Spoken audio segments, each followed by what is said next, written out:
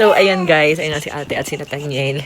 Ayan, dumating na yung aking Ma'am Cozy. Panibagong breast pump na naman. Kasi guys, minsan syempre hunuhugasan pa yung iba, diba? So, dapat marami tayong reserba.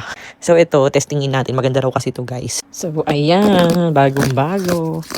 Unboxing time para sa mga breastfeeding mom. Ang sarap mag-unbox ng mga pang breast pump. Diyos ko po. So, ayan, may bag siyang kasama para pwede mong bitbitin kahit saan. And ito na yung mismong device niya. Uy, naka-excite. Alam nyo guys, dati wala rin ako masyadong gatas. Ngayon naman, saktuhan pa lang. So, ito meron siyang mga size ng ano nyo para, kasi alam nyo, pag hindi tamang size ang nagamit nyo, wala pong lalabas dyan. Wala kayong magagatas na, So, ayan, ang dami niyang freebies. Ang daming kasama. Nakakatuwa. And may charger na rin siya.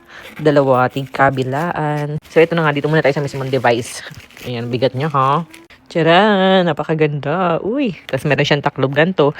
Para kapag nagpa-pump, meron tayong taklob pagkatapos. Diba? Para hindi nadudumihan. So, ayan siya. Dito yung charger niya. Then, ayan, left and right.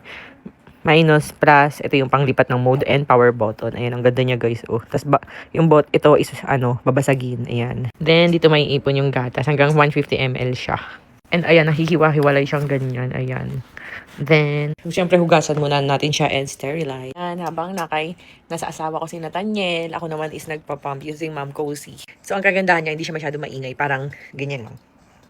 Ayan, so update ko kayo kung marami ba akong nakuha after this pump. So, ayan, isa na lang yung pinapump ko guys kasi nagutom si Nathaniel. So, ayan, ito yung nakuha kong gatas. Marami-rami din naman siya guys. Ano siya? I guess nasa 60 to 90 ml to. So, ayan, check out yun na sa yellow basket. So, ayan, 60 ml din pala siya guys. Oh, ayan. Likot ni Ching Ching dun. Oh. Golden milk. So, ayan guys, almost 80 ml kasi nagdede si baby sa right side ko. So, ayan, 60 ml sa left, tapos konti sa right.